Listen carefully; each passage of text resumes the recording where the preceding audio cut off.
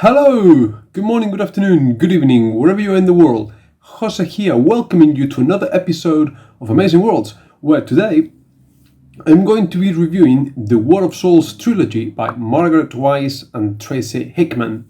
War of Souls Trilogy, originally published in 2000, 2001 and 2002, made up of Book 1, Dragons of a Fallen Sun, Book 2, Dragons of a Vanished Moon. No, Dragons of a Vanished Moon is Book 3. Book 2 is Dragons of a Lost Star, and this is what happens when you buy secondhand on the internet. Something advertised as paperback arrives in hardback. Now the collection doesn't match. What are you going to do? You're going to move on with your life. So, a little bit of context. So, the War of Souls trilogy comes about 15 years after the first trilogy in the world of the Dragonlance was created. Kind of roughly follows on from Chronicles, Legends, and then the second generation and Dragons of Summerflame.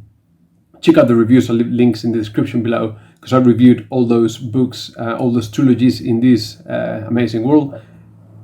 No pun intended. But we've moved on in time, and if you watched my last review on Dragons of Summerflame, and you liked the world of the Dragonlance, but you wanted to move on with your life and try different things, I think Dragons of Summerflame is a good place to stop, leave Dragonlance, leave the world of Kryn, and go and explore other different places, and that's perfectly fine.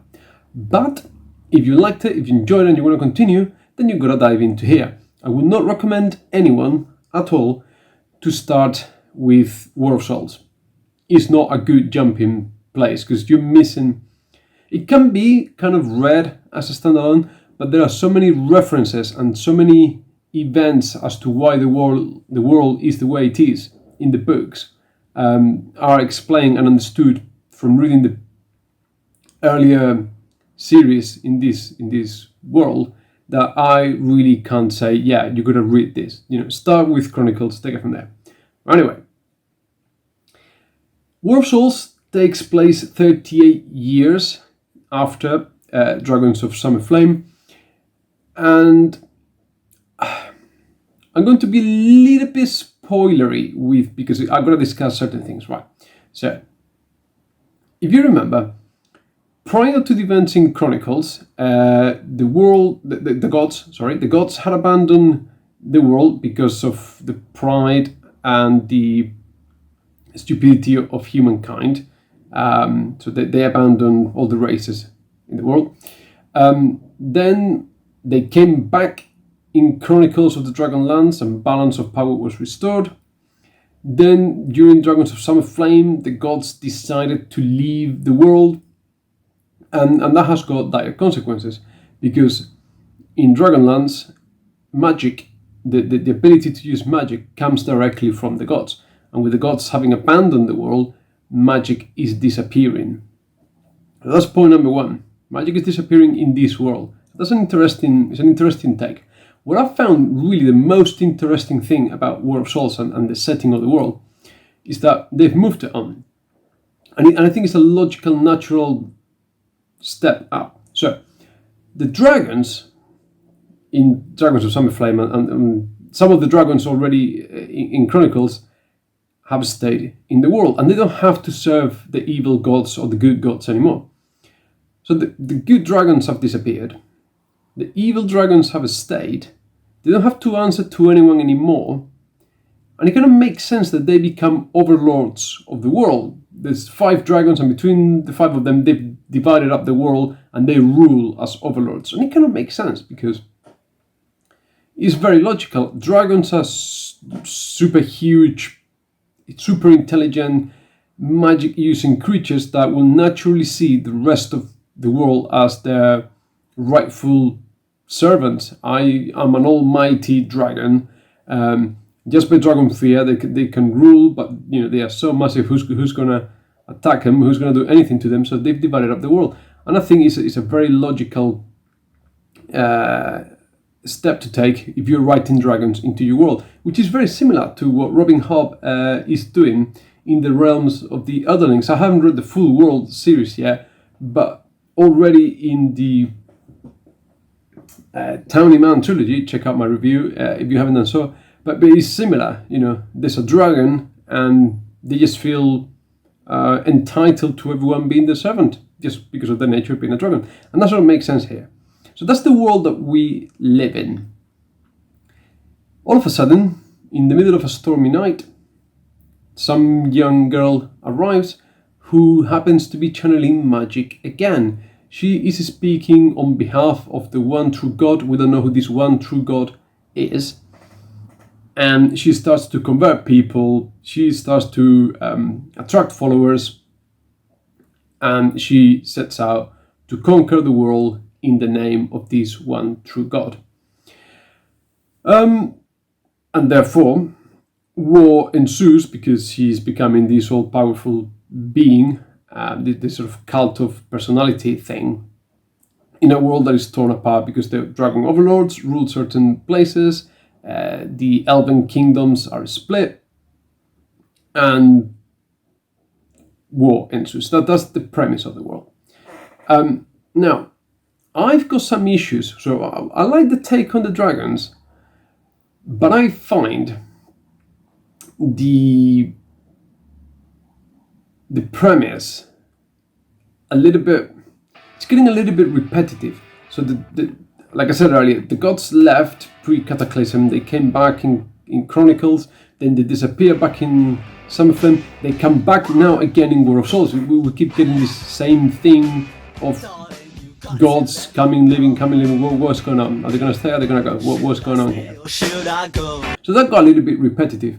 And what I particularly disliked about this is that at the end of Dragons of Summerflame, Tasselhoff Barefoot, the Kanda, this sort of hobbit halfling-like creature, dies. And he dies a noble death, and he dies a hero. And he's great. He's one of the most loved characters in Dragonlance. And like I said, and that's why Dragons of Summerflame makes a fitting end to the series. But here, somehow, he comes back to life. And he comes back to life because in Legends, he uses a time-traveling device, which is quite cleverly used in Legends. Time-traveling is a very dangerous thing to write into a series. And what happens is, a bit like Back to the Future type thing, Tasselhoff has managed to travel from the past to this new future thing where he's not dead and stuff, and just to use him as a plot device and to get a couple of cheap laughs along the way and for a bit of comedic relief.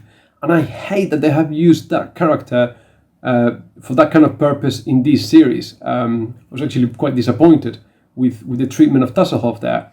And this time-traveling device, I mean, no one thinks to take... Kanda, if you don't know, Kanda are these fearless, uber-curious creatures. Who gives someone like that a time-traveling device and doesn't take it back from them? It's just mental, okay?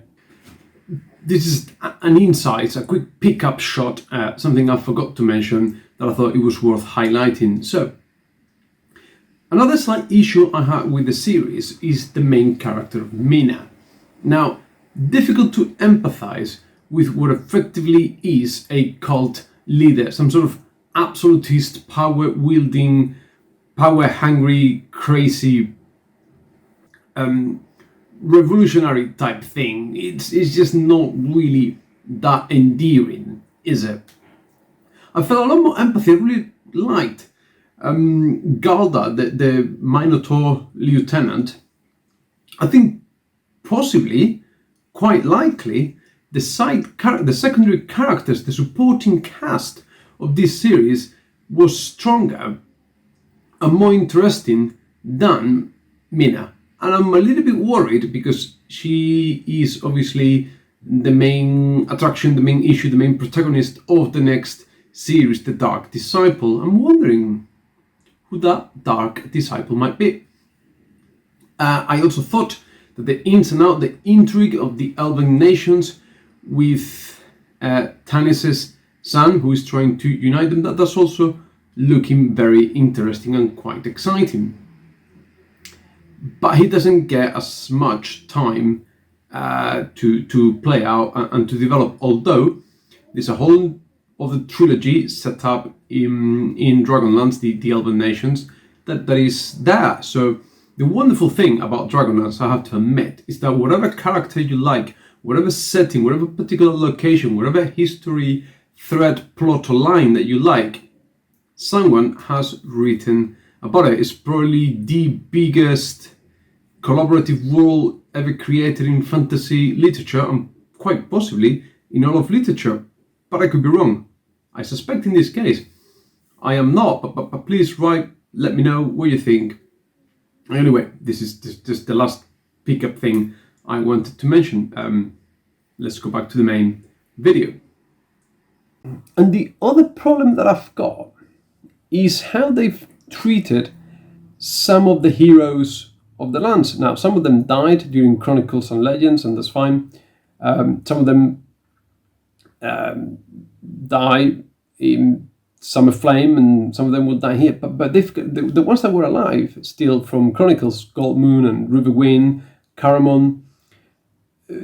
Obviously, they're very old now, but some of them are even killed off page, and some of them are sort of discarded, and you just get to find out about it in between chapters. And I thought that was a little bit harsh, because if you read this far into the series, you're gonna love those characters.